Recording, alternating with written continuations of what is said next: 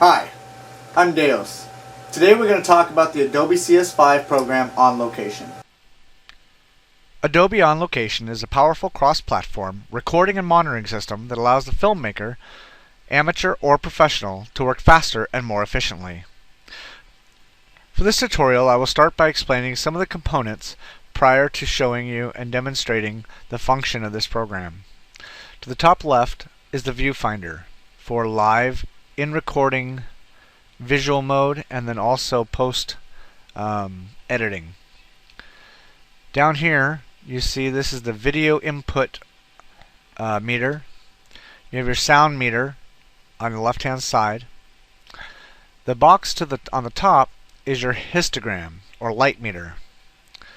This is your vector scope, which will analyze color, and I'll be explaining that later. I have my multimedia file browser here, and on the bottom here is my shot list timeline. So let's get started. Onlocation will allow the filmmaker to record direct-to-disc during the in-production process. To record direct-to-disc, you'll need a FireWire and/or a HDMI cable connected to your camera and the back of your PC and/or laptop. Once that is done, you can turn your camera on, and in the viewfinder you will see the visual image inputted through the camera. The red button here will be your start and stop record button. You can control the camera's record from the data wrangling station now, instead of having a camera operator physically at the camera to push the record button.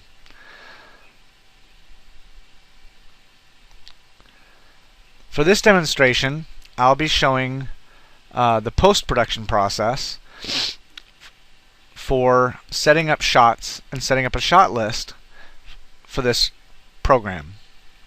First, in the shot list timeline, you'll see here, there's a button here that says Add Placeholder. To add a placeholder, I simply click Placeholder and you'll see a file appears. This is a blank file and ready for me to either record from the record button or drag and drop from my file media browser. I'm going to grab this file and drag and drop it into that file placeholder.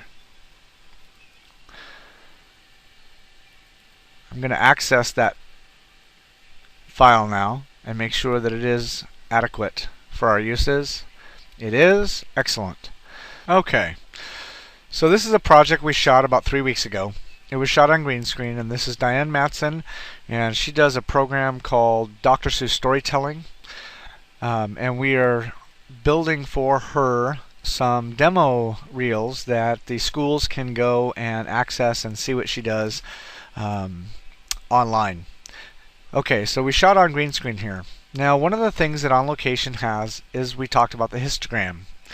You'll note that there is a wave file here, or a waveform here.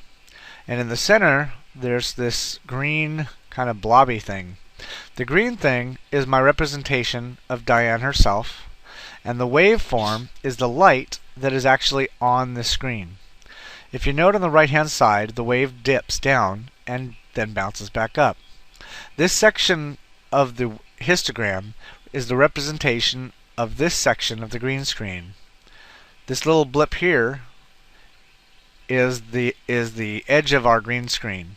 Now, I know that in post-production and the editing, I'm going to actually cut this out and crop it out, so I really don't have to worry about this waveform here. But what this tells me is that there's a shadow here that in post-production and editing, I'll need to go in and correct that when I do my ultra keying or my keying effects in either Premiere Pro or After Effects. Also, the vector scope analyzes the color that is in the entire file, and I can basically look at it and tell what major colors are in this shot here. I've also found Onlocation to be extremely useful in saving us time and money on the film set, as we can now, by using Onlocation on set and recording direct-to-disc, I can then view the video image immediately, as opposed to waiting 24 hours or more for that video to be rendered from tape to digital. Now I can go directly to my data wrangling station, take a look at the image, take a look at the light form, and see if there's any type of adjustments I may want to do to make my job easier in post-production. Okay, so we have this video clip here of Diane, and we are now going to add some metadata. One of the things to note is that all of these video images can have information stored with them, and then when you transfer this video over to Adobe Premiere Pro or After Effects or whatever software you're using, the metadata then can go along with it. So for this clip, I know that this is actually the best clip of the series of these shots that we did. I can rate my clips by simply going down to where it says rating, clicking on the box. I want to call it a 5-star.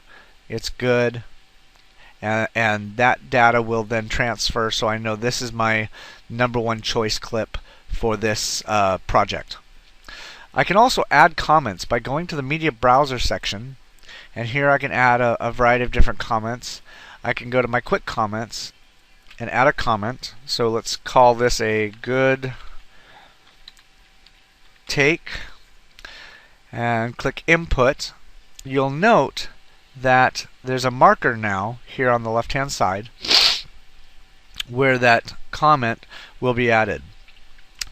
Also, this program will also allow me to take and set marker points. So I can go and call, let's call, say I want to start the clip here. I can set in points and out points that then will transfer, and let's call that my out point. That will then transfer into Adobe Premiere Pro.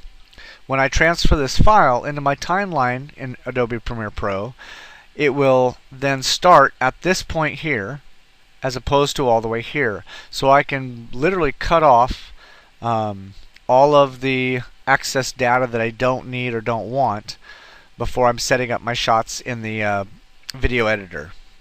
This data will still exist, and in the editor I can still pull that file out longer if I want to extend it or shorten it, whatever. But I've just basically told the computer this is where I want my video data to start and end when I dump it into Adobe Premiere Pro. One of the other important tools to note is the ability to measure sound in the On-Location program. In the middle of filming, when we're done, I can go back and check the video clip, and I can see here on the right hand side where the high points of the volume is. This gives me a good general idea. If my volume is too loud, I know I'm going to need to do another take of this video, and probably adjust my sound accordingly. Another important detail is that On-Location was created to be able to allow the filmmaker to go from Adobe Story, which is an online script writing service, to On-Location and be able to set up shot lists prior to going into production by using the script as your shot list beginning start point. To do that, I go over here to import Adobe Story script. Down here, this is a script we've been working on. Click on that. You'll notice that it is taking all of the data from the script. It'll take the metadata and the dialogue, and you'll see at the bottom here in the timeline, it kind of sets up a shot list for me.